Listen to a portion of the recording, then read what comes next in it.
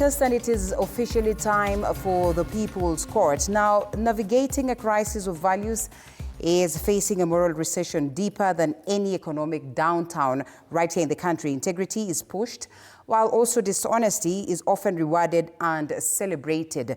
Now, if you want to understand exactly what we mean, take a look at this. The viral video showing a member of parliament's driver talking rudely to a journalist after being caught driving on the wrong side of the road has reignited public debate on Kenya's moral decay. Kuwa unafanya kitu kwa maana kukuwa unajuana na mtu ati yako kwa serikali mtu mkubwa, wewe unaenda ukivanyia watu vibaya kuzidi ni watu kwa maana unajua ati hakuna mahali unaweza pelekwa. Ni kitu inaumiza sana. The same attitude has been extended to the roads, where traffic police officers are often seen receiving bribes in broad daylight. For some, it's part of how things work, and for others, it's a daily reminder that corruption has become our second language. Mambo ya hongo inafanya turudi nyuma, mali tumetoka, tunabaki nyuma sana. Yani inabidi turudi nyuma, mali tumetoka. The church that was once seen as the heartbeat of morality is also under scrutiny. Recent scandals involving pastors has left many questioning whether the pulpit still stands for integrity or it has become another stage for fame and money. Me went to church, but for these days, sijakuwa nikienda church because of 1, 2, 3. Like ukikuja kuangalia mapasta wengi, huwa unapata pastor amekuja kupreach na lengo lake si kupreach, ni kufanya mambo zingine zenye hazifai, unaona? Ukikuja kuangalia hii mambo ya pasta nganga, yale ambayo yametokea, kuna mambo mengi yametokea ambayo sio tujafurahishwa. Tulirep mwanamke mmoja, wanaume 8 Katamagui 8. Sasa tunajuaje na tulimwacha hapo? Saa hii hakuna church. Hakuna, mimi naweza sema hivyo. Hakuna church, imeharibika juu ya pesa.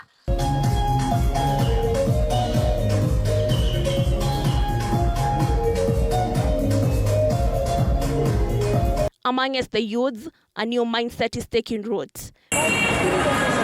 Many are seeing success as the ultimate prize regardless of the path taken. Moreover, social media has fueled this chase, celebrating flashy lifestyles and easy riches, even when the means are still questionable. Video zingine si lazima uambiwe, ni zile za kutumia akili. Kuna mavideo zingine huwa hazifurahishi.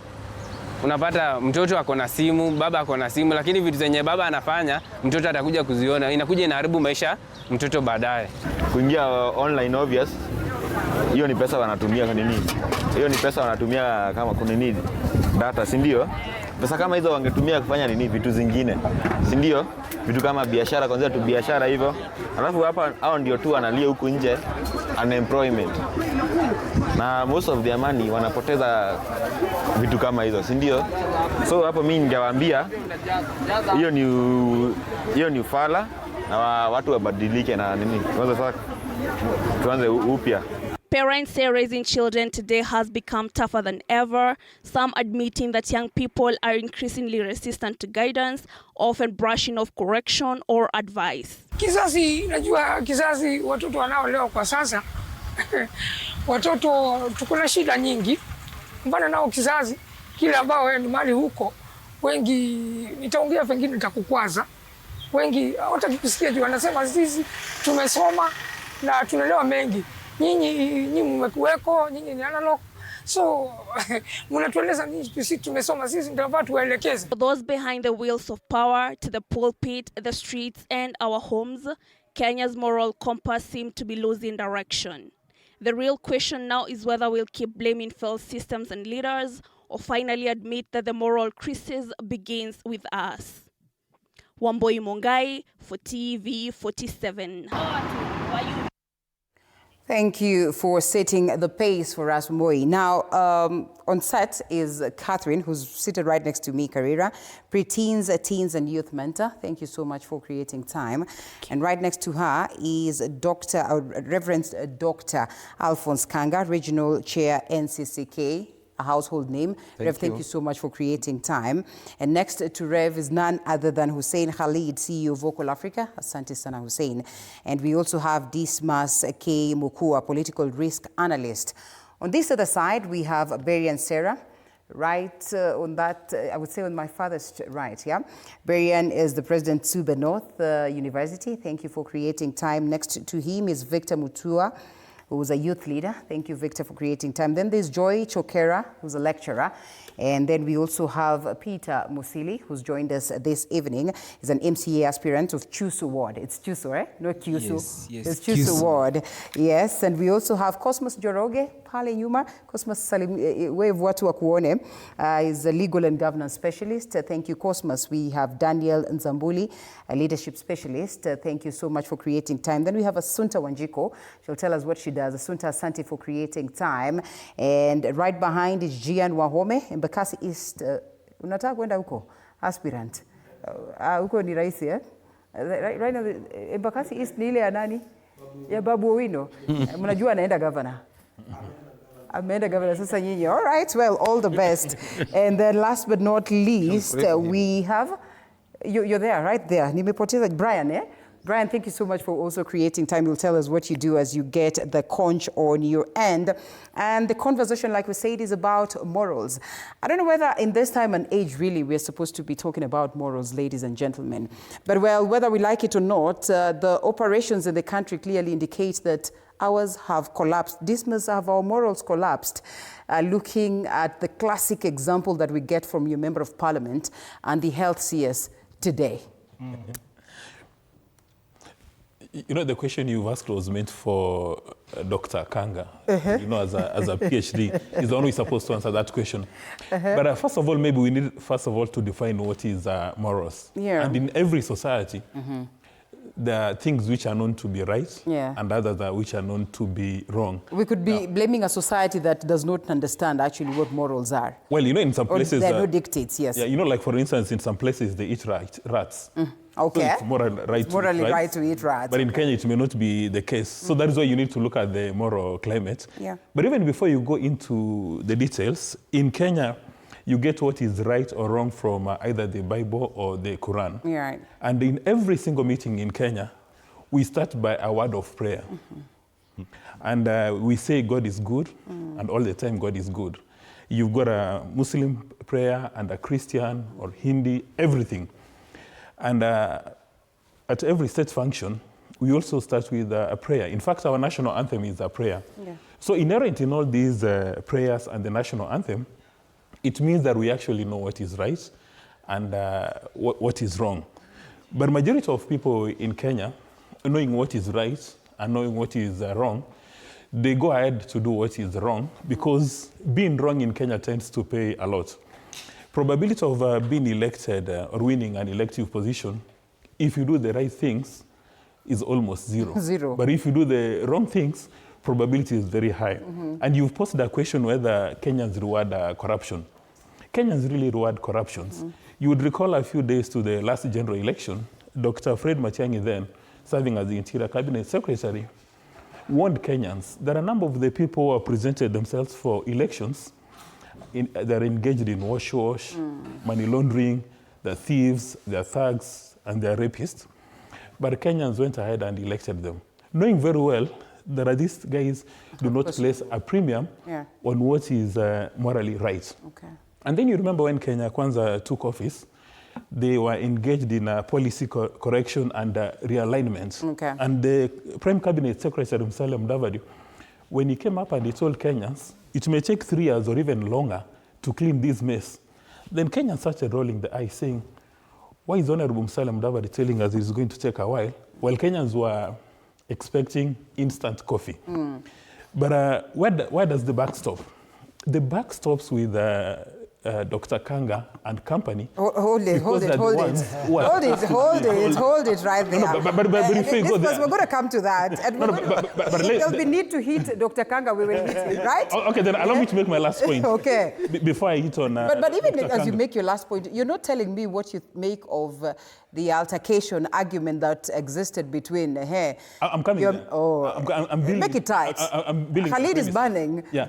Now, in Kenya, as we said, times above number, when we go to elect people for political office, right, we need to look at the 3 C's: capacity and competence. But now we must look at character, because character is associated with morals. Now, you remember we had what was referred as the old constitution, and people had said this constitution is terrible. It's a bad thing. But when President Kibaki took over, with the same constitution, it delivered amazing results. Yeah. And inherent there, you see the meaning of character. Now, we'll continue discussing this thing called morals or morality or ethics till the cows come home if we don't elect people with character. Okay. And then capacity and competence. But if you're to sacrifice any of those ones, you can do anything but don't sacrifice character, because if you sacrifice character, then you get it wrong. And that now leads you to the question you're asking about the altercation at the National Assembly. I wish to reserve my comments, because I realize that you want to really reserve them from the word go, and it's okay. It is well. Because I've got vested interest. Khalid is going to respond to that, because, Khalid is going to respond to that. And yes, Khalid, I mean, based on what it is that Dismas speaks about, and of course, the moral crisis that we get to face in the country, I mean, is it very clear, or are these the clearest signs that indeed our morals have collapsed as you respond to that?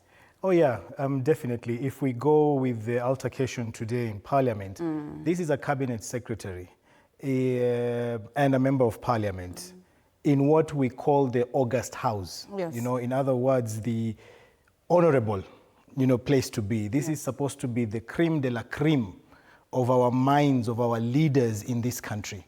And to see such an altercation, to say the least, is totally embarrassing. You don't expect a cabinet secretary, a senior cabinet secretary for that matter, who has served in different dockets, to behave in such uncouth behavior, if I may call it that. A member of Parliament, in a cabinet committee meeting, to be shouting out, all sorts of accusations and, counter accusations.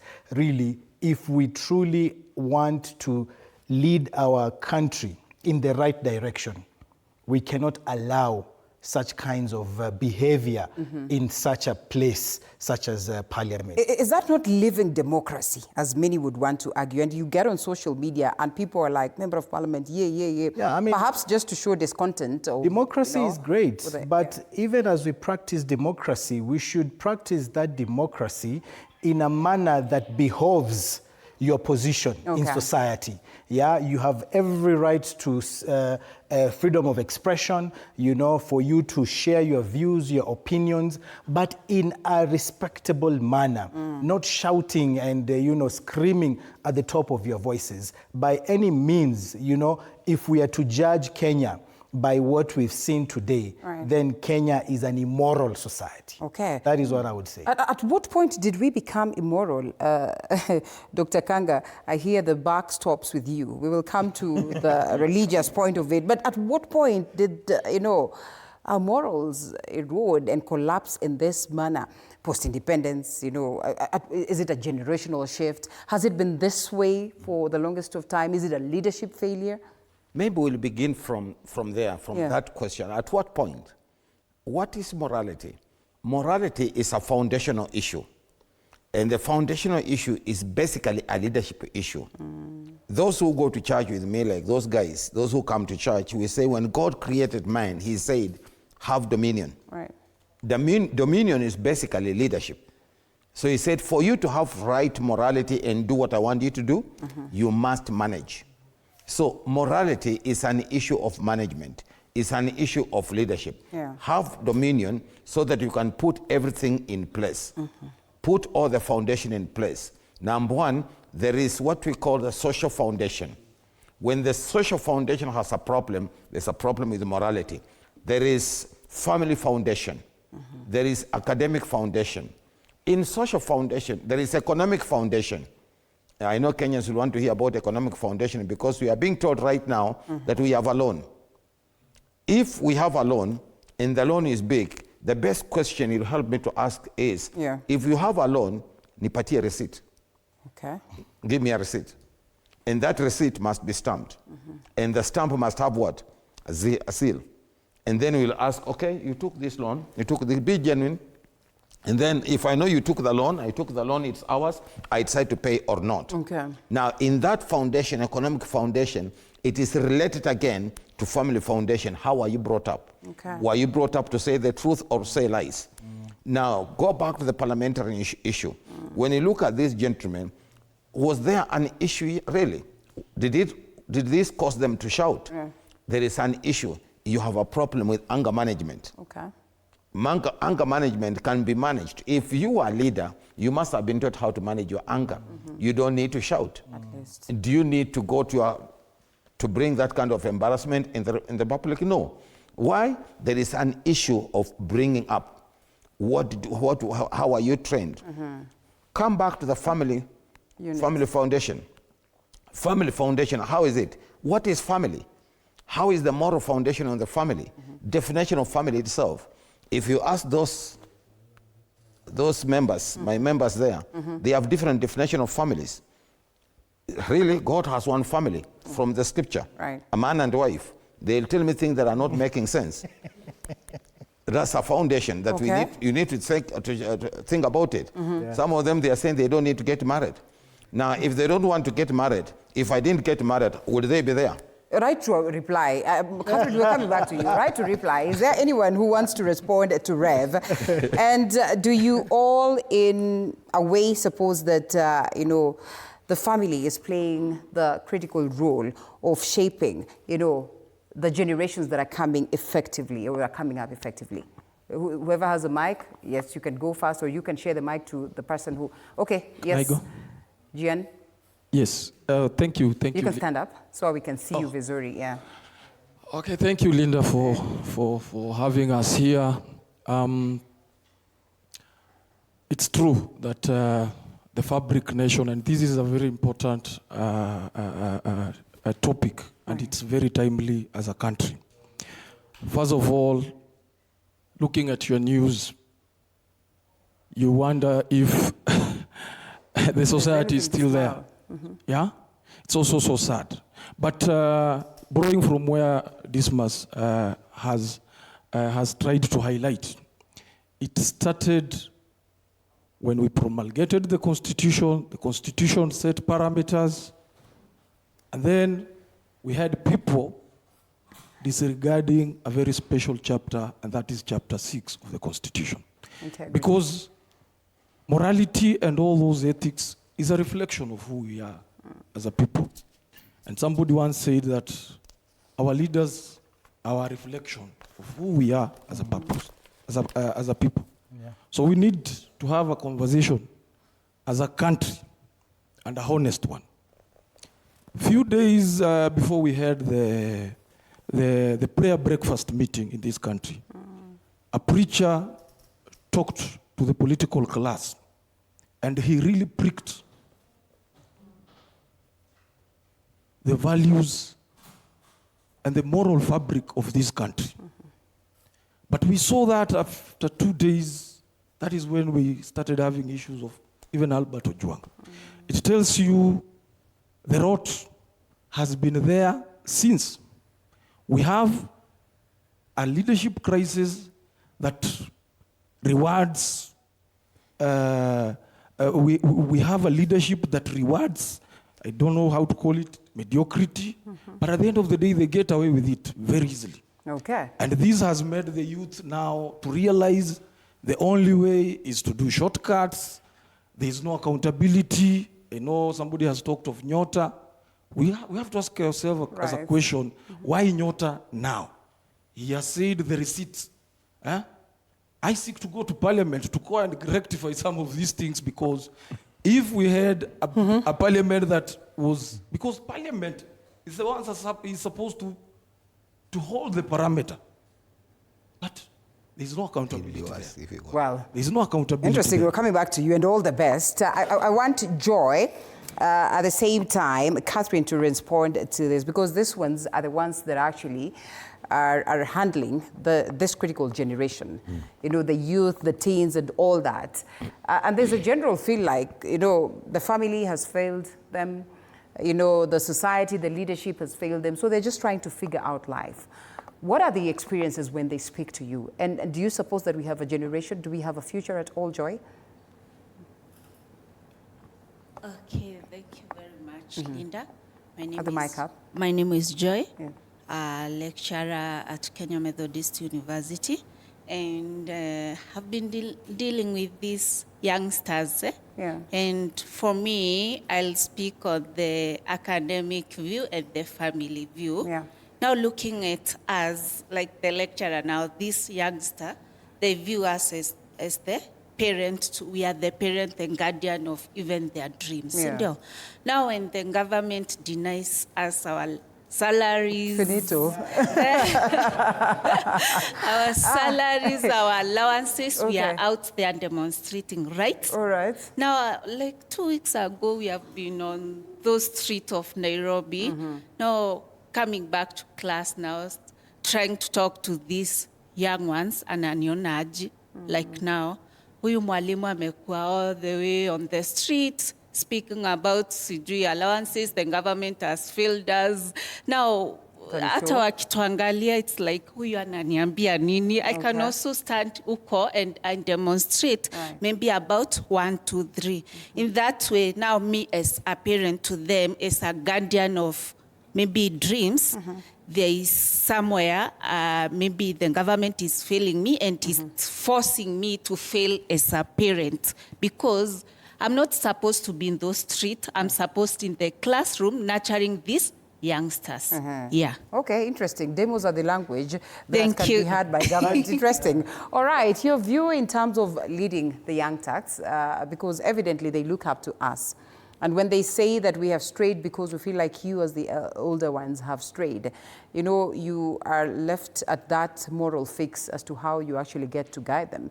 Rev says here that they are coming up with very, you know, interesting ways of living life. But they say it's because the family unit has failed to guide them, that we as the elders have failed to guide them. What is your take in terms of just bringing up this generation? Thank you. Every time I talk the preteens and the teens and the youth, I feel like I want to apologize to them. We have let them down in a big way. We need to know that leader's sin is leading sin. When a leader goes the wrong way, the masses want to go that way.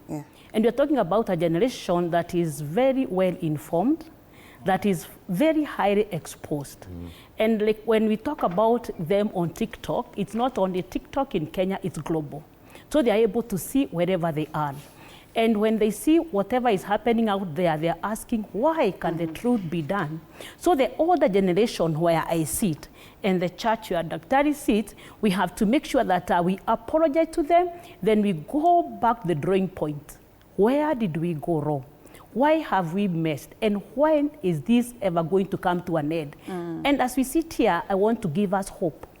Because we sit and we feel like we're so hopeless, but there's always hope, and hope does not disappoint.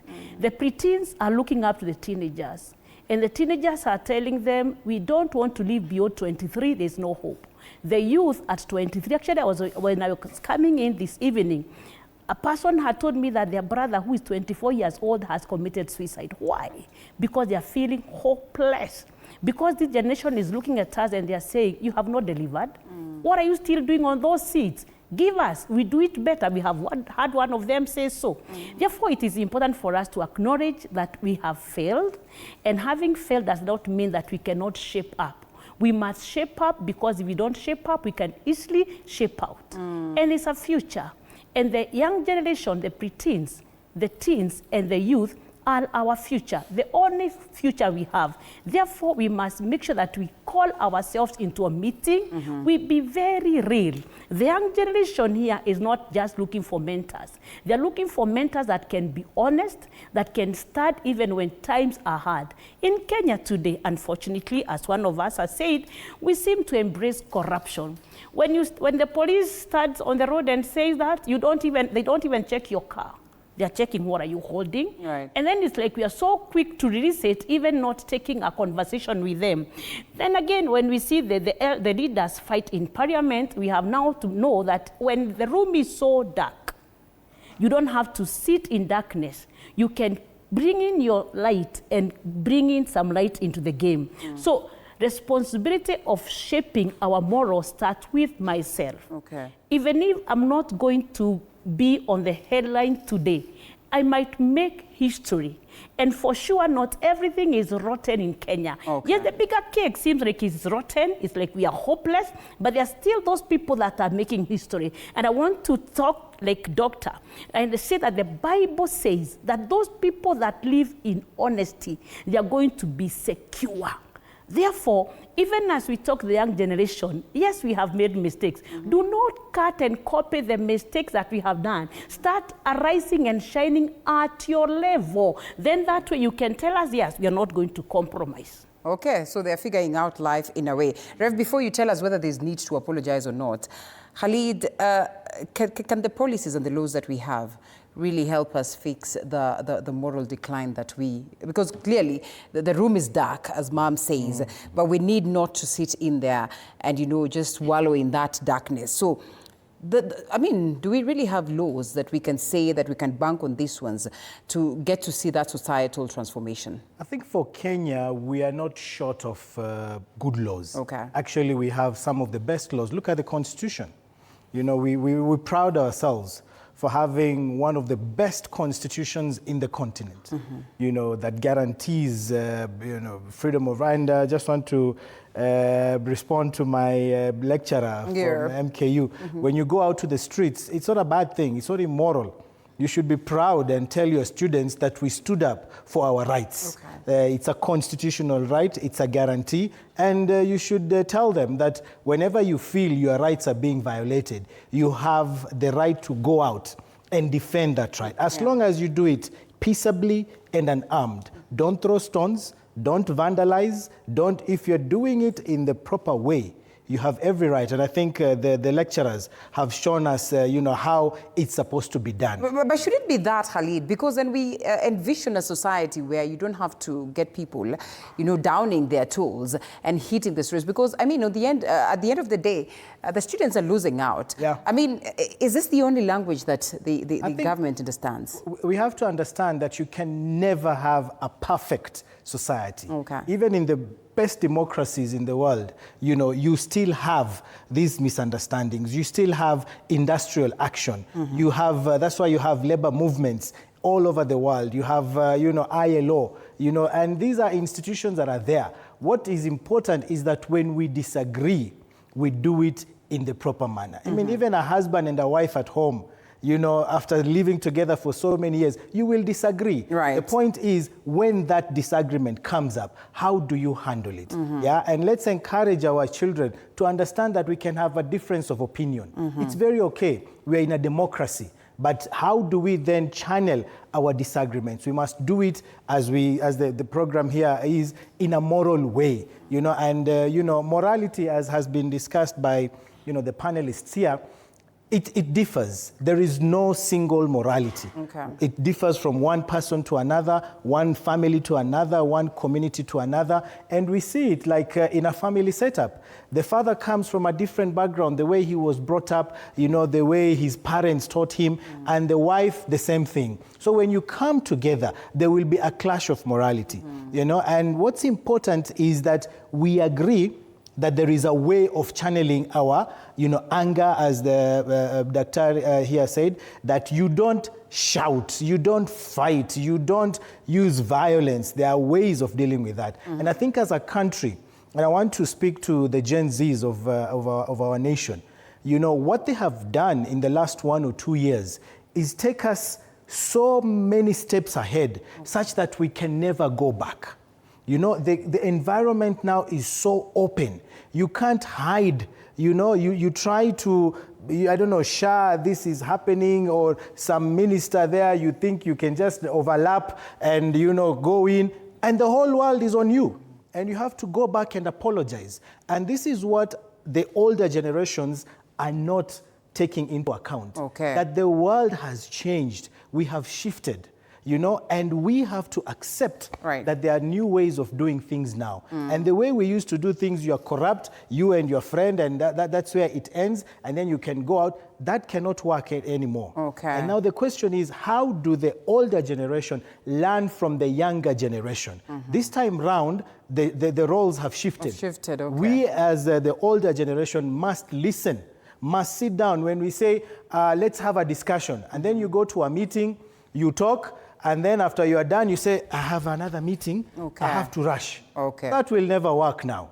You sit there as a leader and you listen to the people. And I'll be it's coming not to vice them. versa. I'll be coming to them to get the moral scorecard and what they make of the nation, and whether indeed they agree to what it is that you say, that perhaps the roles have shifted and it is them, you know, to call the shots. But yes, Dismas, at a time when there's a lot of political division and tension, we witness economic hardships, we witness cultural confusion. How do we get our act together? You know, first of all, let me pick from where Khalid has left. Yeah. There's this conversation that you cannot legislate morality. And if you've got a clash of morals, I mean, maybe you're Christian. I mean, understanding the Christian setup, and Dr. Kanga would confirm this, you don't allow polygamy. But in Muslims, they allow polygamy. So because you have all those clashes, then we've got the Kenyan Constitution, which is supposed to guide us. We even have the Leadership and Integrity Act, which speaks to our morals. We even have the EACC, the Anti-Corruption Ethics and Anti-Corruption Commission. We even have the Office of the Auditor General, the control of budgets. But when you look at the reports of the Auditor General and control of budgets, every single day, they point to people who are in elective positions or in positions of authority, misusing Mora's resources. I mean, these counties, every single day, the Auditor General goes to the top of literally Mount Kenya and complains about corruption. But guess what? The people who are mentioned as the corruption architects and beneficiaries are the ones we elect into office. So for some reason, if Mora and Halima will not stop rewarding corruption, then the moral decay you're talking about here, one would easily say that we have not seen nothing yet. Because corruption pays. You may have heard of hii kitu inaitwa mwizi wetu. When people are taken to the anti-corruption offices, you see all of a sudden there are demonstrations in town. People come with placards, others dancing naked, lying prostrate. And then you wonder, do these demonstrators actually know the difference between right and wrong? But you know, we have answers. During the elections, we must sieve people and ensure that the people we are electing can actually demonstrate they've got character, competence, and capacity. And without having to blame Dr. Kanga, we've got many professional organizations which come around the elections. Like for instance, in Kisii right now, you have the Kisii Kuria Professionals Group under Sam Nyamweya. And one of their raison d'etre is to say they want to look at all the people who are offering themselves for election in Kisii and Nyamira and see whether they fit that test of character, capacity, and competence. Now, if they fit, then they will recommend them they go for offices. But again, when you talk about our society, about economic hardship should not be a green light for you to engage in corruption.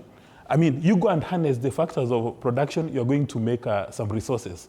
But if we do not punish impunity, mediocrity, and corruption, then you are going to be in trouble. And then at some stage, as I indicated earlier on, Kenyans want good governors. They want good leaders. But when the leaders call a spade, they raise issues.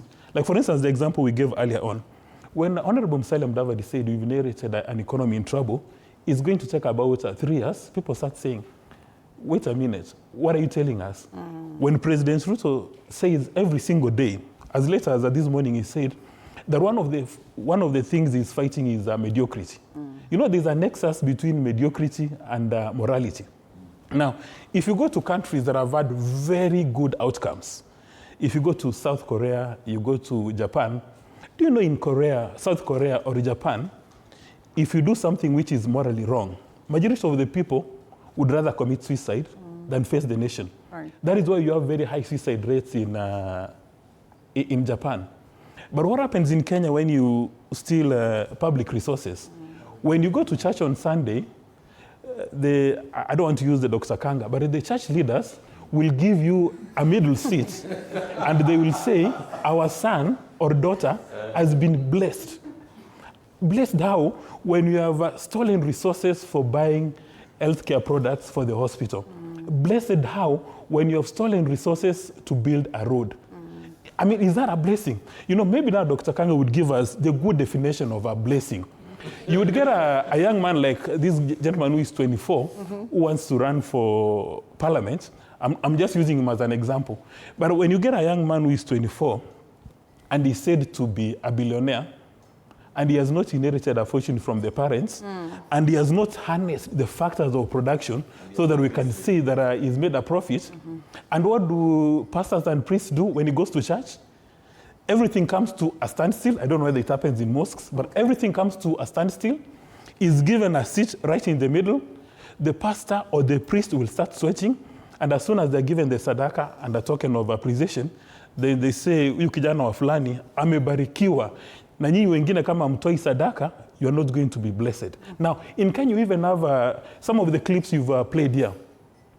How is it possible that there is no peer pressure or peer regulation from the Kenya Conference of Catholic Bishops, from NCCK, when you have ordained ministers, they say the ordained ministers of God, going to the top of Kenya and making some proclamations that you begin to wonder, is this actually a pastor?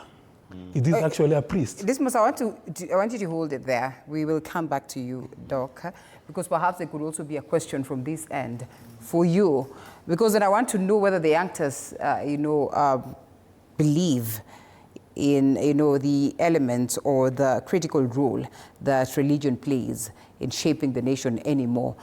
Do they say that they can proceed to church and that's where they actually get the values from? Or the tone has changed? They all have, who has the mic? Whoever has the mic goes first. What can we do now? And then please share to this side. Yeah, thank you so much, Linda, for having us. Yeah. And thank you, our panelists. So the question where the rain started beating us, and maybe this drives me to my question, and to Dr. Kanga. I think the problem is that we are silent. I appreciate what Khalid is doing, advocating for the rights, for what's right. And I think that's our problem. We do not speak up. And I think in Kenya, we need not a moral miracle, we need moral men and women. And the revival we need is not going to come from the church or even the parliament. Morality is an issue of the art. So it must come from our art. And when we're talking about children and even followers, those who are following leaders, children actually do not become corrupt. They copy corruption. They model what their parents, their leaders are doing. So I encourage us to speak up more. And maybe Dr. Kanga will answer why nowadays we used to say politicians are the corrupt ones, but I think the pastors and the church and the mosque, they have become more corrupt. Okay. I don't know how we got here, but I think we need to reset as a nation. Wow. Yeah. All right, please share with Berian. Berian is number one on my list. He must wonder. That's why I number one up on the mic. We start with you and then we come. No, we can start with you and then we come to him. We can start with you and then we come to him. Okay, thank you. My name is Peter Musile. MC aspirant QSO coming election. My question I wish to just address to Dr. Kaga. Dr. Kanga today. Before, we used to see religion reforming the society. But right now, it is actually just like a business. Because actually, if you see the religion, pastors, they have come close to politicians. They just want to use politicians, the name of tithe and funds and anything that they are actually doing church. And the fact that they have the politicians who are maybe allocating some funds or big funds or big tithe, they actually wish to endorse him or her so that maybe they can fit for their seats, or I don't know why. So my question is, since we used to see the religion reflecting a good morals, why is it that right now the fact that you are being influenced maybe by some amount of money, why have you changed?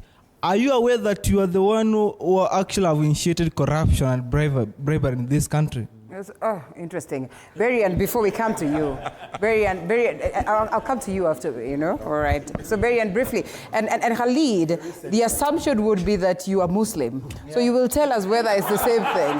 That is the assumption based on your name. So yes, all right, so we come to you, okay? Yeah, thank you so much. My name is Berian Seda, the president SNSA. I want to clarify something. Madam has said that for one, the integrity, morality starts by oneself. It starts by one person. It starts by yourself. Then another thing that should be done, I think the institutions, the schools, normally they focus so much on grades, not the character. They need to build the character of the learners while they're still young. Then I want to ask a question. Who is a successful person? Because some people tend to live morality because they want to succeed. Is it fame, or how can we define a successful person? What are we considering for someone to be successful? Then, if you have some things, I think you should be able to tell us how you obtain them.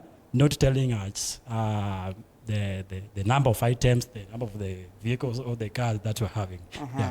I want him critical to questions that would be coming on this, and one of them will respond. But briefly, let's just listen to what it is Dr. can say. But Khalid first, is it as bad as it is in that side of the mosque compared to the church?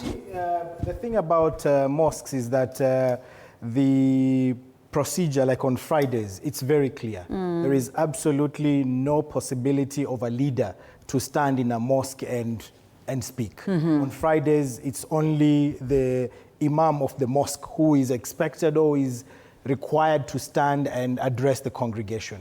But we also know that beyond the Friday prayers and Friday sermons and all that, there are, you know, religious leaders and engagements between them and the politicians. So yes, we do have sadaqah. And it's called exactly that, sadaqah. Yeah, it's just the pronunciation. And of course, these religious leaders go to these institutions, the mosque, they contribute. So there is definitely some form of influence. It's just that it is not, you know, like very out in the open, but we know like certain institutions would always sing the tune of certain politicians. You know, certain mosques or religious leaders would always praise a certain individual. So this is also there. And morality, you know, just as is discussed in the church, it's the same way it's discussed in the mosque. And, you know, religion is one and the same. But maybe after Daktari, we can respond to some of the concerns that have been raised. Yes. Especially the question on resetting the nation. Okay. And so, Daktari, in one sentence, we are deeply rooted, you know, or our values are deeply rooted in that aspect of religion. The question then would be, how do you explain the contradiction that, of course, we should look at the religious space to make sure that we shape the country, yet we continue to witness this moral decay? I mean, I started by saying that for you to deal with morality, you deal with it from different foundations. Then I talked of the education foundation and then the religious foundation. Before you get religious foundation, you need to get from the education foundation. From the education foundation, the book that I teach do not tell me that teacher teach children. And it has never told me church teach children. That book says clearly, and you read with you, parents teach children. So we are what we have learned. Mangi si, mangi do. From where? from home. So where did we start? We started by that parent, by that culture that was generated in that family. What is church? Church is people called by God to come and give worship to him. So the church is the extension of families, whereby you came from your crap in your family, and you came from you are stealing from your family. Right? So thieves and these people come here. The church is not a museum of saints. It's a school of sinners. Okay. And these sinners, they learned from their fathers. And so, where did it started? It started from mother and father. And then it landed to education system. They are interrelated. It landed with you, Mwalim. Now, Mwalim, have you ever asked yourself, the curriculum you teach, what is involved in that curriculum? Does it have a value system? Does it have ethical vibes in that education system? Now, when you go there, did you realize, is it possible that you might be having fake education system that is not going to help us? Did you people realize Japan, either Japan and Finland, they have a different education system? In that education system, do not tell people, please, where I was brought up, I went to school without shoes, and I was told, please, soma ukimaliza shule, uende utafute kazi wapi? Utaenda utapata kazi. Utapata kazi mzuri sana because umefanya nini? Umesoma. Is that a good education? That education has a problem. Then from there, we come to religious foundation. From now, when you sinners come plus me, we sit together in that school. Now, I need to tell you, spirituality is not a reason for irresponsible behavior. But what you have done, you come as you are, and then you push and push until you start believing spirituality is a reason for irresponsible behavior. Instead of treating work as a divine thing, the way God works for 7 days, rested, and told us to work, you believe that you should not work. What you need to do, you need to manipulate people, dominate people in the name of 310, get rich, and buy a black car. So where are we? It's not lost. Just continue coming so that I can continue preaching to you. And then tell your mama and your dad to continue coming so that with mama, teach children. Church, preach, and change value system. So value system begins from your mom and dad, and you are also becoming one. So we need to stop somewhere and ask, now that you are becoming one, where are you? Well, interesting. That is doctor. That's a whole doctor who was just literally spinned the whole thing, but has a point. I know Dismas, you want to respond to Daktari. Charles Ndungu here says Duale's behavior today was a depiction of arrogance in the Kenya Kwanza government. Politics has to come in. He had the, stamina to try and dictate how the committee was supposed to be carried out. That certainly is not his mandate. He goes ahead to say it's a personal choice whether to be honest or not. Material things have become so ingrained in our system. It is a sad state of affair. Before, Dismas, you want to respond to yes, please. All right. Human beings respond to pain or pleasure. And the only time we are going to address this moral issue is when you engage in things which are considered to be immoral. The world inflicts pain. But if you engage in immorality and you are rewarded by pleasure, then there's nothing stopping you. Now, if you go to the UK, you recall not long time ago, a cabinet minister in the UK resigned for running late for 5 minutes to a committee meeting. Can you imagine running late for 5 minutes? And then the cabinet minister resigned. Our Kenyan politicians and the cabinet secretaries will keep you for hours on end. And when they run 10 hours late, they expect the audience to apologize for getting annoyed. So if you get irritated that this gentleman has run late, then they wonder what's wrong with these people. And you know why we wait for hours on end? Because they're going to give us 200 bob and 500 bob. And where have they gotten this 500 bob from? They've stolen from resources for road construction. Now, again, Dr. Kanga has raised a fundamental issue. And I'm a Christian, so I respect him. But where is Cardinal Maurice Otunga? And where is Bishop Muge? Now, part of the reason today why politicians do not, majority of politicians don't respect majority of the religious and church leaders is because, as her leaders indicated, they give them khaki envelopes. But you would recall when Cardinal Maurice Otunga passed on, his net worth was about 2,000 bob. This is Cardinal Maurice Otunga. So where is Bishop Alexander Kipsang Muge? Where is Bishop Okello? We in the current leadership in the church or the mosque in Kenya has got moral authority to look at the leaders in Kenya and call a spade a spade. Where is Mother Teresa in Kenya today? Now, the reason why wherever there's an issue in Kenya, the church leaders, religious leaders, everybody, they tiptoe around the critical issues is because they know these politicians have got files around them. Maybe they even have footage of them getting a khaki envelope. Okay. So if they open their mouth, then they're going to be blackmailed. And then I don't know, as the Kanga has indicated, why these church and religious leaders have got an insatiable appetite for these black big cars. I don't know. I don't know why that happens. In your heart of hearts, Dismas, don't you have?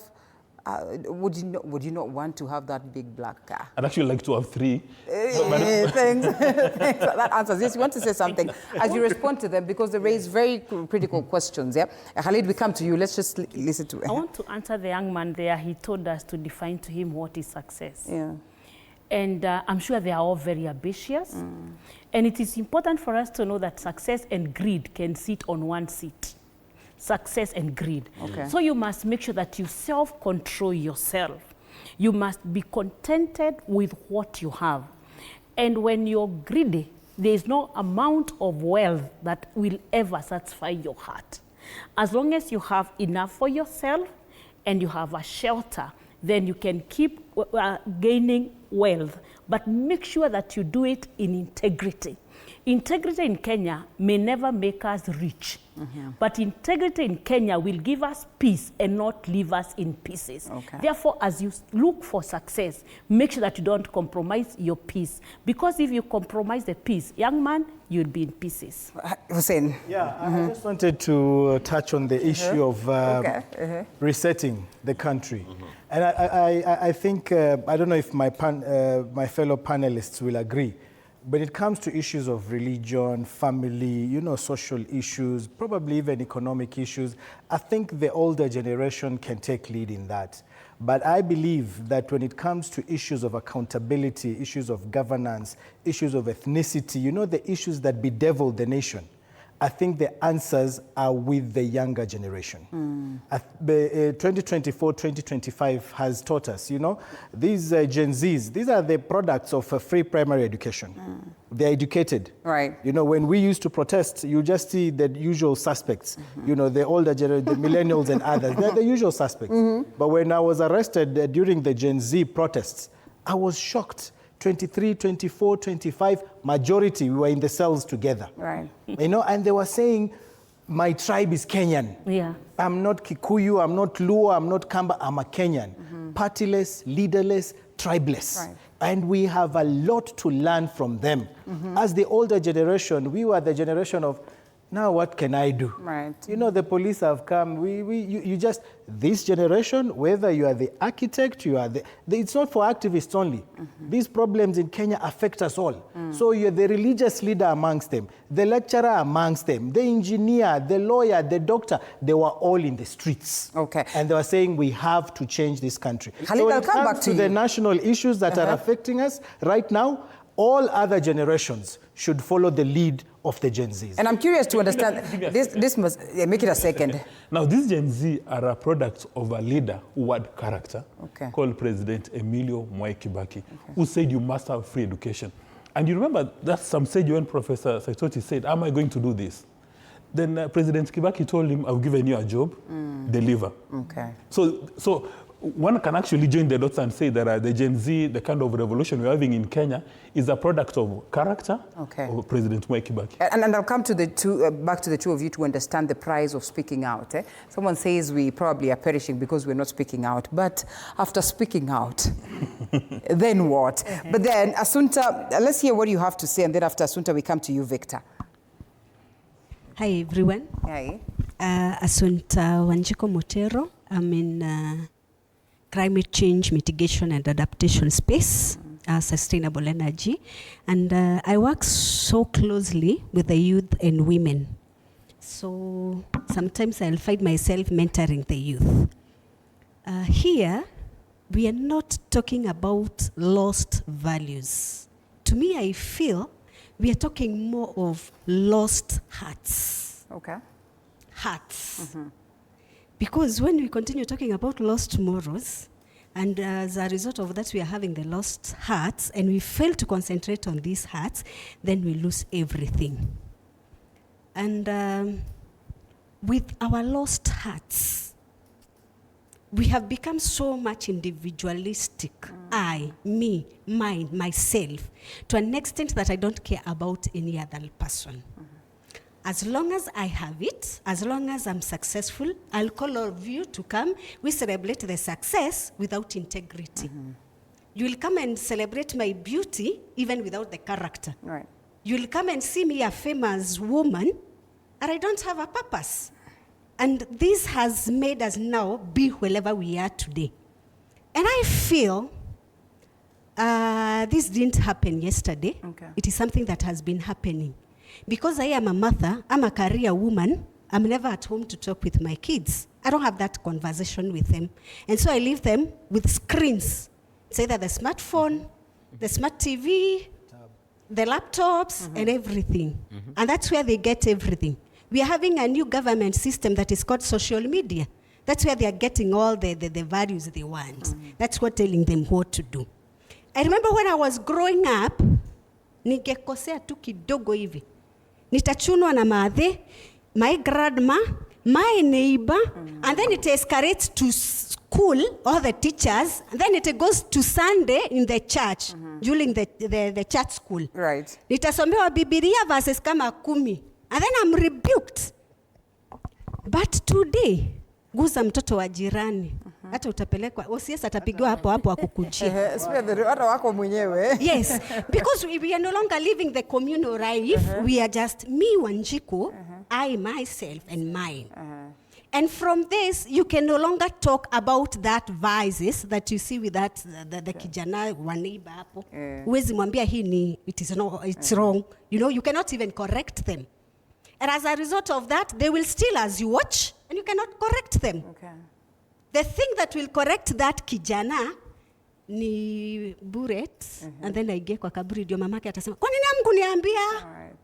Yet we kept on looking at it, watching at it, and we had nothing to do. Okay. And I feel we don't have anyone to bring because it is all of us. Okay. Go to the church. This, allow me to call them so, village fools will center at the fast, sits in the church, and they are given the space to talk, and sometimes they are just saying nonsense. And you wonder, what are we really listening to? I had one of them talking on the screen, and I said, yes, Mr. President, when we come here, we will worship you. Seriously, it's only God, Allah, to be worshipped, and no one else to be worshipped. You see that? Right. The Bible says in the book of Genesis chapter 2, verses 15, I've given you the lad. Take care of the lad. What are we really taking care of? I can't see anything that we are really taking care of. Interesting, Assunta. I want to take it away from you. Give me a minute. Make it 30 seconds, yes. Yes. And then from there, you come to the political arena. I know political market is a market like any other. I go to market, niangalie nyanya, niguze, nishike, alafu niulizie bei. Here we don't look for that in the political market. Okay. Political market, sisi tunaangaliaga joto ya tubo na mfuko. Akikuja na 200, huyo ni wangu. Akikuja na leso, uga, huyo ni wangu. But we fail to look at this as any other market where I get there and I look for what I really want to buy. Right. I check on the prices, I check on the quality, and if it is good for me, then I pick it and I go home. And to you Gen Zs, me, I'm not a Gen Z, and to you Gen Zs, I have them in the house. Wakona njaa sana. Njaa ama njaa? Yes, na ndio inawaharibu kabisa. The movement started so well. I joined them. And I kept on encouraging them. Tuendelee na hii vita, tutawin. But the moment walianza kushikwa moja moja, joto ya mfuko ikaingia kidogo kidogo, we lost the whole thing. we can still rebuild, we can still restore. Yeah. All is not lost. Right. I know we can rise again. And there's no better way to, of course, close that one. So, Victor, would you guys really listen at all? Does it make sense when the oldies are saying that kidogo, you're getting it wrong? Thank you so much. My name is Victor Ambua. I'm a youth leader, and I have been here before. Right. So personally, I've been listening to everyone talk from that side and from this space.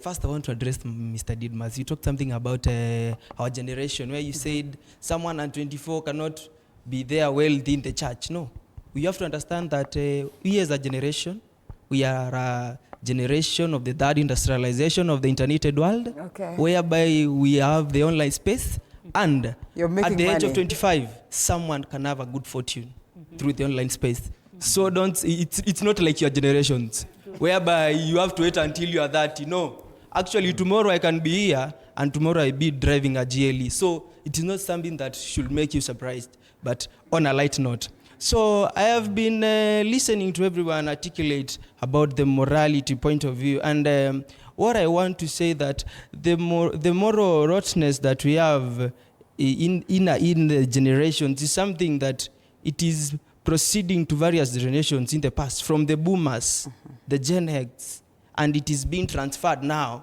to a generation. For instance, you have to understand that the Generation Z that we're having this time, the Gen Zs now has, we are the product of the Gen X and the boomers and maybe the millennials. So you have to understand, if at any given point you'll talk about maybe us as a generation lacking morals, you have to understand now who has oriented us. Okay. For instance, we were people who grew up in the Kibaki's government, the free primary education. And during the Kibaki's tenure, there are some things that happened in this country that... Let's have the mic up. That there are things that happened in this country that for instance, have to one way or the other led to what we are having right now. For instance, we had the post-election violence. I try to imagine the picture of someone who saw people being butchered. You understand? At the age of 5 years. What about when this person, it is in the brain developing stage, whereby you picture things, and traumas are real. Someone is living with that trauma up to date. Okay. And maybe because of the various economic hardships, maybe is not in a better place of life, and this person ends up signing violence. It is not because maybe he wanted up to become violent at the end of the day. It is because of the character that he or she has in himself. So, on the other hand, I can add about the other generations. What are you showing us? For instance, the church, and I want to come to you, Daktari. The church as a whole, what are you showing us? For instance, there is, I don't know, I can quote it. There is this verse of the Bible that says, I look up on the mountains, where does my help come from? Come from God. It comes from God. Who made the heavens Yes. and earth. So the mountains are now the Yes, church. yes. Now, when things go wrong in this country, for instance, in around past 1 year, things have been rough, and everyone can ascertain that things have been rough. And when we look upon where can we seek this comfort from, we seek this comfort from the religious leaders, from the clergy. And now, you people are the biggest launderers in these streets. Because, for instance, the money laundering schemes that we are having, and we know them, and what makes me sad is because the other generations think that we are not seeing. They think we are kids. They think hawa ni watoto, hawajachanuka waoni. But hizi vipindi, hizi viwanja zote tunazionanga. Okay. And this is what makes us sad, because, for instance, the church is whereby we should be seeking the right characters. But at the end of the day, you hear a whole pastor confessing that they raped 8 women. And that's unfortunate. We have carried that story. Is it morally right even for the generation alpha that we are having right now? Fair enough. What fair are we enough, feeding Victor. these I want kids? Cosmos to say something, and then we come back for you to get all responses, because I'm assuming those ones are in form of a question, you know. All right, so Cosmos. Thank you very much for the opportunity. Thank you for the panelists. I'm enjoying what I'm learning from you guys. but I have a challenge, and I'll throw it to almost all of you. And I'll begin from the media houses. You know, yes. In this country, the citizens down there, they receive what is fed on them. And if you look at news, all news stations, it's about these politicians said this today, did this, the opposition did this. So the narrative is really made political and only political. This country is bigger than politics, and that is why now we are having to address issues of morality. So for the media houses, let us illuminate every part of society. And then I'll come back to Mr. Mukua. Mr. Mukua had addressed an issue by saying that morality cannot be legislated, which I beg to differ, because a law like you should not murder, it is made because it is wrong to murder your neighbor. Stealing is bad, and that is why it is a law. So there is an idea that creeps in that is trying to separate morality from the law, morality from politics, and even morality from spirituality. And that will be the biggest end of society. Coming back to Daktari, there is a good idea that you said, these things begin from the family, the root. I totally agree with you. Because from the family, that is where we get the preacher, the politicians, the philosopher, the leaders. And the thug. But now, this family needs capacity building. And that is why we come to church on Sunday, for capacity building to be done on the father, the mother, and the children in the Sunday school. But there is a trend that is being observed where from Monday to Saturday, the leaders who are looting public coffers, they come with those coffers on Sunday, they bring them at the altar, and we clap for them. We give them an audience. So we are giving these people an audience. We are praising them so much. We are giving them a platform that they do not deserve. Once that platform has been denied of these people, I'm very sure that they will not feel obliged to give what they have looted from us. All right. And as we speak, I think the solution could be two things, but I would like to hear your reactions. One of them is we are headed in the right direction. There is agitation in the society. There are reforms in the legal sector. There is activism. We thank God for people like Khalid and Boniface Mwangi. But when we look at the TV, we see backlash from the powers that be.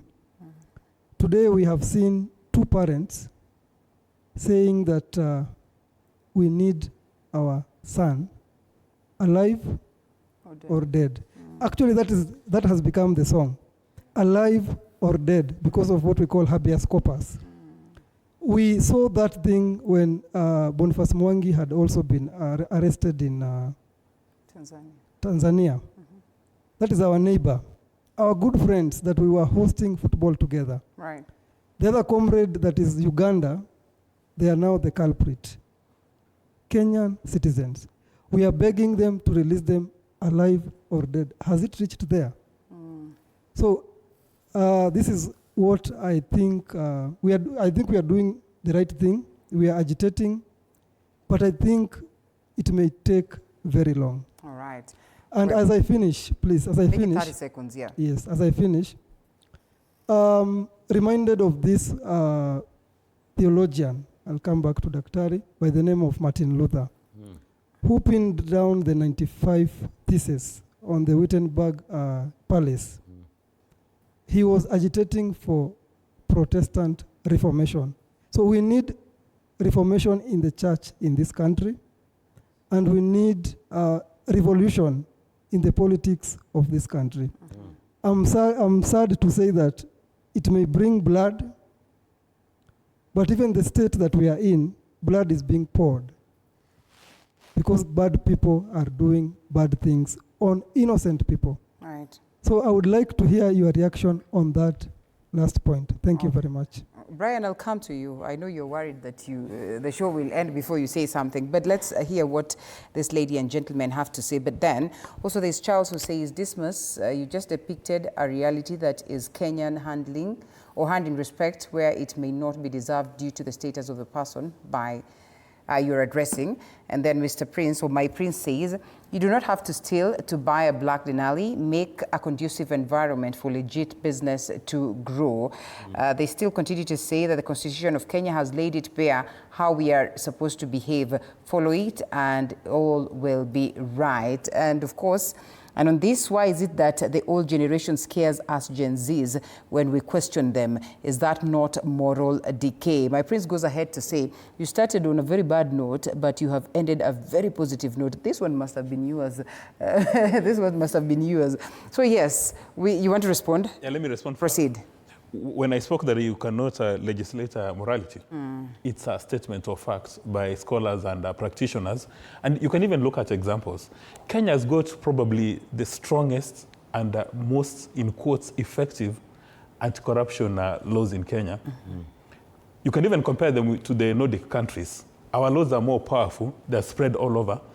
But where does Kenya sit in the corruption index and you compare to the Nordic countries? It's because in the Nordic countries, people just know, they know the difference between right and wrong, and they know if you do the wrong thing, you're going to be penalized. So in Kenya, we've got a lot of laws. You recall at some stage, I think it's President Kenyatta who said we lose 2 billion shillings every day. Is there anybody buying the bus as a result of that loss of 2 billion shillings every day? There's nobody buying bus. Now, understand in a country like Japan, if there's going to be a power outage, they'll give you a warning even 10 years in advance that there's going to be a power outage. And if there is a power outage and for some reason you've not been informed, the responsible persons will go home. They will resign on their own motion. But in Kenya, things go wrong, nobody resigns. You even remember some sage, Honorable Kimunya, who said, he'd rather die than resign. Now, resigning is also an act of your moral standing, that you are in a public office. If you fail to deliver on your mandate, why can't you resign? And the gentleman said that, of course, you can be a billionaire at the age of 24. You can even be a billionaire at the age of 6. But the question is, how are you going to declare how you made the resources? Right. Now, in Kenya, every time you see people go to the National Assembly, Senate, or wherever there are interviews, there is a wealth declaration. But what is the purpose of wealth declaration if we don't get to see the contents? I mean, you saw the other day when a former cabinet secretary was being interviewed. I think she got nominated to an ambassadorial position. And then our wealth had increased all of a sudden by almost 200 million bob. Now, the people who are vetting, I did not ask her, Madam, how did you increase your wealth from point A to point B under these economic circumstances when every Kenya is bleeding? And have you ever wondered that majority of the people who get into elective positions, and we've used this example till it is becoming like a broken record, that today they cannot afford a cup of tea at a 5-star hotel. But 6 months into office, they can actually buy that 5-star hotel. Have you ever wondered what is this magic that happens when you are elected into office? 6 months later, you've not harnessed the factors of production, but all of a sudden you are wealthy and you're the person who is dishing resources all over, jumping from one seat to another using a chopper in the name of, greeting your people. Right. And then also on the flip side, so that I keep quiet, I'll get ice cubes, I promise. So that I keep quiet, yeah. Us as voters, we're the ones who encourage these people, I mean the politicians, to go and steal. Because when they invite us for a political rally, if they don't give us standing allowance or sitting allowance or fare, these kind of things, we will not be very happy. You remember the predicament of Justice Maraga? When he invited people for a conversation, and he thought he was sharing ideas. As he was pouring the ideas, they were yawning. When he was done, they said, Mheshimiwa, fair. When he didn't give fare, they told him it was nice doing business. Okay. Well, interesting. Dr. Barak Muluka is watching and he's asking, are we confusing morals, ethics, manners? Are we mixing up all these things? And perhaps he goes ahead to give us, examples of all this. But we actually need to get it right and know whether there's a difference between all this. So is it morals? Is it the ethics? Is it the manners? What exactly? As you respond. Yeah, Muluka understands what we call poverty of the mind. Okay. And poverty of the mind is always expressed in different dimensions, even in the church or outside. But I wanted to go straight and say, how does the church operate before you condemn it? Don't give the church a blanket condemnation that this is happening, this is happening. Principle one, the church do not operate on fairness. The church operates on mercy. Mercy is passing an exam without academic papers. Mercy is passing exam without passing an interview without academic papers. And that's what the church believes God did to us. So as bad as you are, you come in church. Definitely will not kick you out. Will be there. But will now take time for training. That's why in a structured church, there is what we call full membership and adherence. Adherent is this thug who came and sat there. He does not want to learn. He doesn't want to get converted, but he comes there because the mercy of God is upon him. So we never tell him to get out.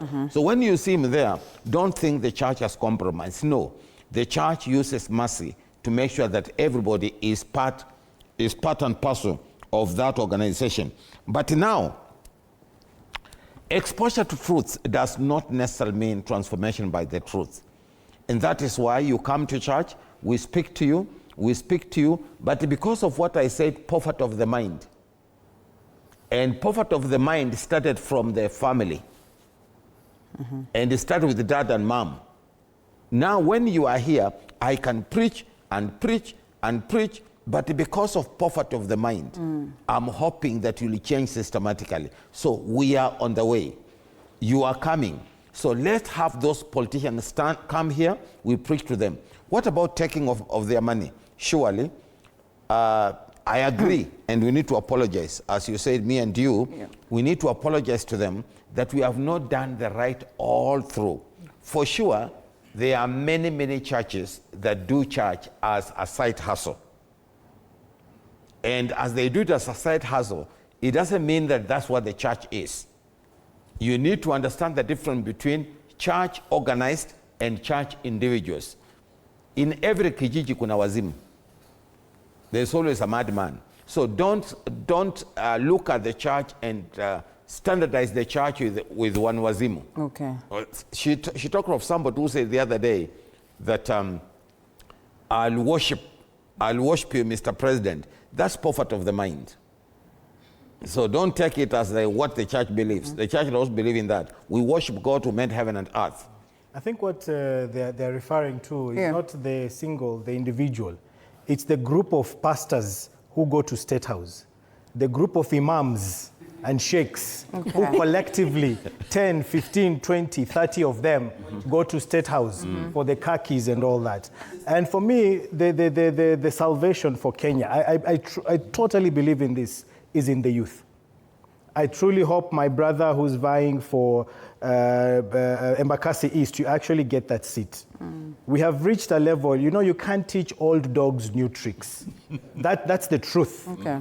It is ingrained in their mind that when you are there, it is your time to eat. To get that out, in a 60-year-old individual, it's very hard. For them to view themselves as a tribal king, to get that out of their minds, it's very hard. That's why we have a clash of generations. And I believe, I think 2 weeks ago, I said we need to have a cap, an age limit. Anyone above 60, you cannot vie for presidency, for example. Because, to get these oligarchs out, there has to be some affirmative action. We can't compete with them. They have billions and they will go and they will do all this stuff and all that. Is it possible, if we've thought of affirmative action for women and we have women representatives, can we have affirmative action for youth? Right. So that they get, those opportunities for them to also get into leadership, so that they can bring in this tribeless, partyless, leaderless. One of these leaders said, sisi wote ni ng'ombe. Vile baba atasema tutaenda. How do you change that mindset? As you said, poverty of the mind. Right. So for us to move forward as a nation, let's accept, us millennials and Gen X and Gen what, we've played our part. Let's accept we've done our bit. We've brought this country this far. Can we give the youth now an opportunity to also contribute? They are not leaders of tomorrow anymore. Okay. They are leaders of today. And they need to be given that opportunity so that they can also contribute. So for me, I believe for us to move forward, we need to give opportunities to the younger generation to equally contribute to the growth of this nation. Must I know you're banning, but as I finish with the religious leaders and morality and all that, to my brothers, Christians, I think over 90% of our population, if we put Muslims and Christians together, we are over 90%. So to the Muslims, the sheikhs and the imams, Malcolm X.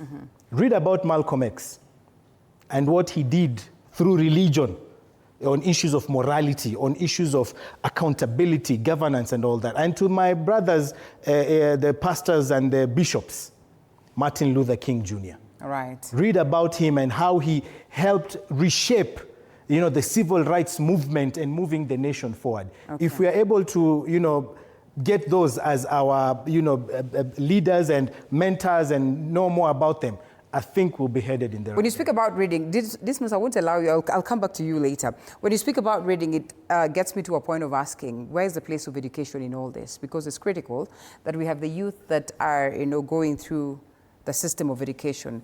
And therefore, how do we combine this to make sure that we get results that are helpful? So the place of education, we also come to you, Mwalimu, shortly. Thank you. What I hear the young men telling us is that, can you people be real? I think we have a church, we have a pulpit that does not have purity. And that's why they're saying the scoffers, they bring their money and we take it in. It is true we have failed. What we need to do is get a solution, not fix blame. Because if we sit here fixing blame, we will not help each other. Then I also want us to know this, that going to church or even going to the mosque does not make me a Christian. The same way when I used to be young, I used to take the cows to the cattle dip.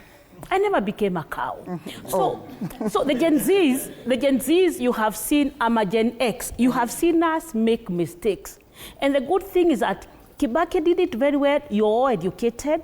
Even the Gen Alpha are educated. The Gen Beta too have an opportunity to go to school.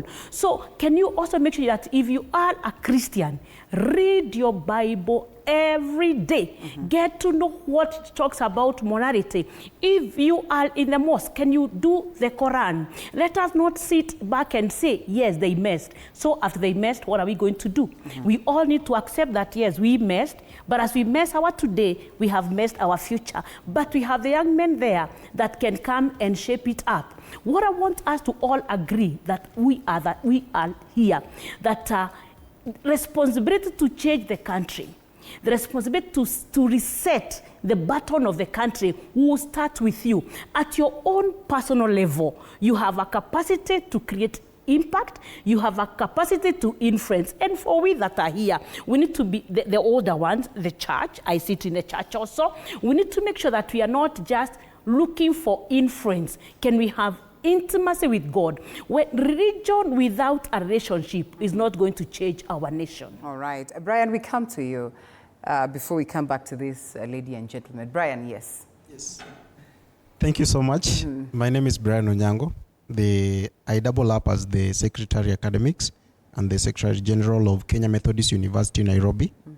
Well, to our Reverend, I'm next in line. I'm next in line to play the primary role of shaping the morals of my children.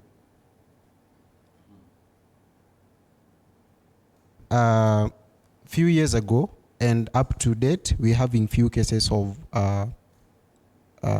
bodies being found dead based on religion in Shakahola. 4 months ago, we had a case investigated by NTV of Yahweh TV exploiting citizens. 1 month ago, we had a case of a nun at St. Franciscan Community Asumbi, whose video went viral, physically assaulting another. Then today, news headlines, we have a nun from Meru who is being accused of killing fellow nun. How are you going to help me convince that my child that I'm about to bring to this world, that religion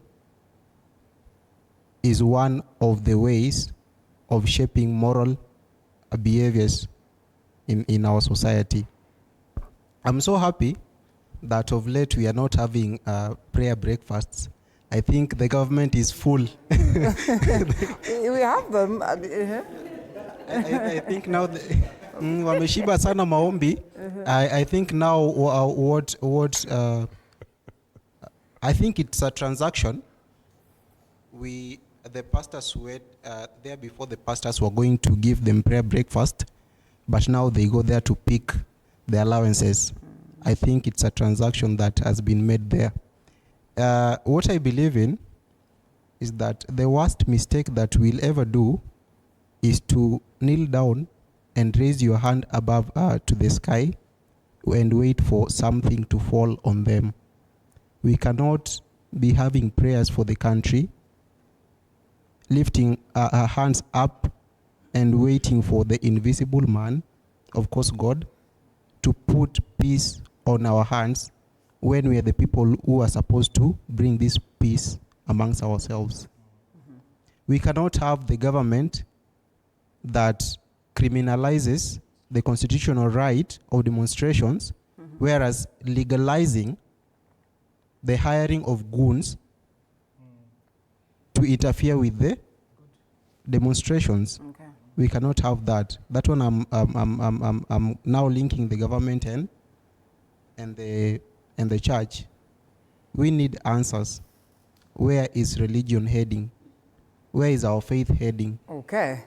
Fair enough. Fair enough. I want Walimu to tell us the place of education, and then we come to you for that response. That we have to make it tight because time is not on our side. Walimu, the place of education is critical, and I think Bishop mentioned it at some point in time to say that we come from home, we probably go to school first, and then we come to church. So where is the place of education in shaping? Because at the end of the day, what is the action to call? A call to action as we sum it up.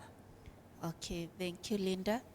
Okay, the place of education in shaping the young generation, I can say somehow we work with the curriculum and the syllabus, right? And we are instructed on what to do. And now, me in shaping, me as a mwalimu, as an individual, a person of integrity, I may stand still and shape my students in my own way. But again, I'll somehow throw my blame to even the churches because they are not pushing much to incorporate those biblical teaching, the Muslim, the Quran teaching in our curriculums. Like you find, we are the core unit, they are the communication skills, the entrepreneurship, but hakuna kama theology is the core unit, right? How is like our church is doing it, like now, I teach procurement, I have to talk about maybe integrity in procurement, but religion and curriculum, they are two different things. The religious people or those, the curriculum developers, I can honestly say they have not pushed the virtues, the religious, to be incorporated in the syllabus. All right. Yeah. Prof, Dr. it looks like you're not getting yourself off the hook, right? Sorry? You wanted to say something? Yeah, I just wanted to say something before I say it. Now, again, it's like now the panel is somehow making me, me, I'm in academic, right? Making me to get confused. Mom there said, you should guard your peace. My friend here said, like, we should speak out. Right. And then back to Reverend again, he asked, like, how are we mentoring these people as Mwalim Sindio? Okay. And now I'm here. I see like there's a gap between the curriculum syllabus and the Christian or the moral ways. When I talk about Christian Khalid, now I understand that. Okay. Yeah. Now alisema like how are we integrating it like in our syllabus? And now mom here is telling me guard your peace. Someone here is telling me you speak out. If you speak out, like you see the way in JSS teachers, they spoke out about something, walipewa stopper, like we know we have been in this for long, don't come to teach us how we do it. No, it's the same even for us lecturers. Sometimes even making those curriculum, you find they are the top leaders who are there, who are making it for us. As tunaletwa, something which is implemented and you need to do it this way. Okay. So who to blame? Confusing. Yeah, it's confusing. All right, as we seek to sum it up and understand how do we handle it, make it brief, Doctor. Peace is not minus shouting. The absence of shouting does not mean there is peace. So you can still have peace but shout. Now, again, I agree with you. It's about education. Both religious education and formal education. Education is both formal and informal.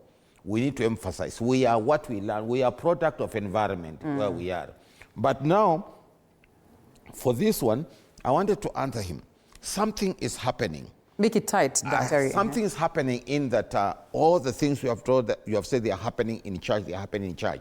That is why there was a task force that was formed by the president. We call it Task Force for Regulation of Religious Affairs in the country. I am a member of that task force. I'm one of who drew that. When we developed that task force report has gone through cabinet. Now it's going to parliament. It's now at the process of public participation. I want you to check on it, look at what's happening, and put all your ideas, especially the Gen Zs, put all your ideas so that we can structure those things. Why? I agree, there are people using religion as a side hustle. It is wrong, but what do? Let's see if we can organize. Exposure to truth does not mean transformation by the truth. Right. Yes, you have been told, but let's be transformed with that truth. Okay, fair enough. Dismas, as you close, in 30 seconds, as we speak solution, can an honest person survive in Kenya? First of all, I'm surprised. As we close. Yeah, first of all, I'm very surprised that Khalid, who is a human rights defender with alacrity, has said that we put an age gap of 60 for presidency. Okay. And that there's no evidence from either scholars or practitioners that immorality and keeping morals is age sensitive. And the solution or the panacea you're talking about is, as we go to the elections, let's embrace meritocracy and elect persons with character, capacity, and competence. From this discussion, we have demonstrated, or rather it's very clear, that the majority of the people take, they are role models, are politicians and church leaders. So if a church leader engages in adultery and fornication, gets rewarded, everybody wants to do that. If an MCA steals somebody's car and gets rewarded, they want to do that. So you can cure that by placing a huge premium on character, capacity, and competence. If we don't do that, then we'll have this show in another 4 years, and another 4 years, and another 4 years. Let's keep responding online and tell us whether if you're an honest person, you can survive in the country. Dismas Mukua, who is a political risk analyst. Right next to him is Hussein Khalid, CEO of Vocal Africa.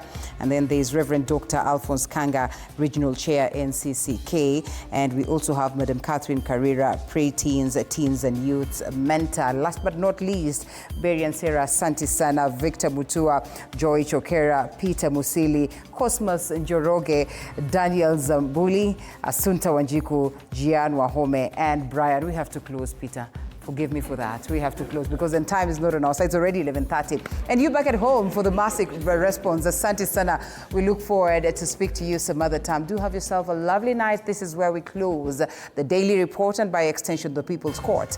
My name is Linda Alela. Of course, appreciating the sign language interpreter, Catherine Simalui, and the entire team for making the broadcast a success. Good night. Asanteni.